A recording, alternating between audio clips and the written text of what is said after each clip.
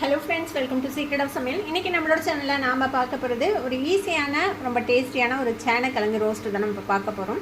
ரொம்ப டேஸ்டியாக இருக்கும். இதை வந்துட்டு எந்த ஒரு ரைஸ் ஐட்டத்தோடையும் நீங்கள் ஒரு சைட் டிஷ்ஷாக வச்சு சாப்பிட்லாம். சும்மாவே சாப்பிட்லாம், ரொம்ப நல்லாயிருக்கும். ஒரு மீன் ரோஸ்ட் சாப்பிட்ற மாதிரி ஒரு ஃபீல் கொடுக்கும். சரி வாங்க வீடியோக்குள்ளே போயிடலாம். சேனக்கிழங்கு எடுத்து வச்சுருக்கிறேன். இதை வந்துட்டு நம்ம ஃபஸ்ட்டு இந்த தோலை வந்துட்டு நீக்கிடலாம். இந்த மாதிரி சீவத்துலேயே எடுக்க முடியும். இந்த மாதிரி எடுத்துடலாம்.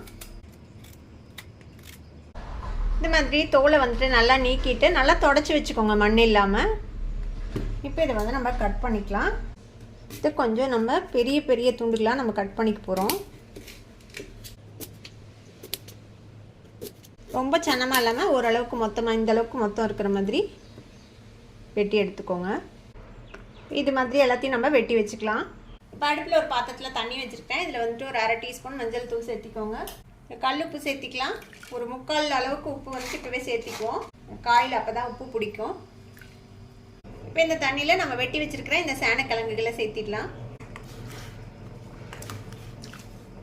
இந்த சேனக்கிழங்கு வந்துட்டு ஒரு 3/4 பங்கு அதுக்கு மேலேயே வேகணும். ஒரு 80% இது வந்துட்டு இதில் வெந்துடணும். இது வேக வரைக்கும் நம்ம வெயிட் பண்ணலாம். ஒரு 10 நிமிஷம் ஆகும் இது வேகிறதுக்கு. இப்போ வந்து நல்லா வேக வச்சாச்சு. இது வந்துட்டு ஒரு 80% வெந்திருக்கும். இது பாருங்கள், இதாகிற அளவுக்கு வெந்துருச்சு. இப்போ இதை வந்து வடிகட்டி எடுத்து வச்சிடலாம். இப்போ இதுக்கு ஒரு மசாலா ரெடி பண்ணிக்கலாம். இதுக்கு வந்துட்டு ஒரு டேபிள் ஸ்பூன் அளவுக்கு இஞ்சி பூண்டு விழுது எடுத்துக்கோங்க. மிளகாய் தூள் ஒரு 1 டீஸ்பூன் சேர்த்திக்கலாம். ஒரு 1/2 ஸ்பூன் மல்லித்தூள், கரம் மசாலா பொடி ஒரு 1 டீஸ்பூன், கொஞ்சமாக மஞ்சள் தூள் சேர்த்திக்கலாம். ஆல்ரெடி அந்த காய் வேகும்போது மஞ்சள் பொடி சேர்த்திருக்கிறோம். 1 டீஸ்பூன் வந்துட்டு அரிசி மாவு. நம்ம காய் வேகும் போதே உப்பு சேர்த்திருக்கிறோம். இப்போ இந்த மசாலா தேவையான அளவுக்கு மட்டும் உப்பு சேர்த்திக்கலாம். 1 டீஸ்பூன் எண்ணெய் சேர்த்திக்கோங்க. இப்போ இதில் வந்து கொஞ்சமாக தண்ணி கலந்து இதை வந்து ஒரு பேஸ்ட்டாக நம்ம கலந்து வச்சுக்கலாம். உங்களுக்கு கலராக வேணும்னா நீங்கள் வந்து கொஞ்சமாக காஷ்மீர் சில்லி பவுடர் கூட இதில் சேர்த்திக்கலாம். நான் இன்றைக்கி வந்துட்டு சேர்த்தலை.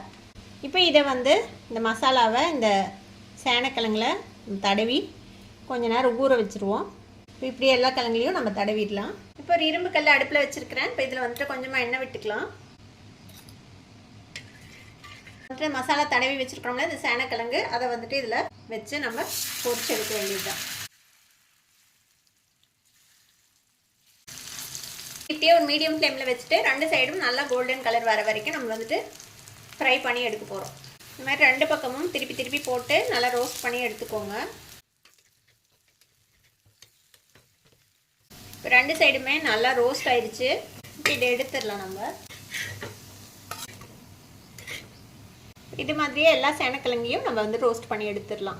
நம்மளோட சேனக்கிழங்கு ரோஸ்ட் அருமையாக ரெடி ஆகிடுச்சு. இது ரொம்ப டேஸ்டியாக இருக்கும். இதை வந்துட்டு சாம்பார் சாதம், ரசம் சாதம், தயிர் சாதம் எது கூட வேணாலும் வச்சு சாப்பிடலாம். சும்மா வேவும் சாப்பிடலாம். ரொம்ப நல்லாயிருக்கும். கண்டிப்பாக ட்ரை பண்ணி பாருங்கள். ட்ரை பண்ணி பார்த்துட்டு எப்படி இருந்தது அப்படின்னு கமெண்ட்ஸில் ஃபீட்பேக் கொடுங்க. இந்த வீடியோ உங்களுக்கு பிடிச்சிருந்தா சப்ஸ்கிரைப் பண்ணுங்கள். பக்கத்தில் இருக்கிற பெல் ஐகானை கிளிக் பண்ணுங்கள். அப்போ தான் ஃபியூச்சர் நோட்டிஃபிகேஷன்ஸ் உங்களுக்கு உடனே வந்து சேரும். லைக் பண்ணுங்கள், ஷேர் பண்ணுங்கள். தேங்க்யூ ஃபார் வாட்சிங் வீடியோ வியூவர்ஸ். Bye bye.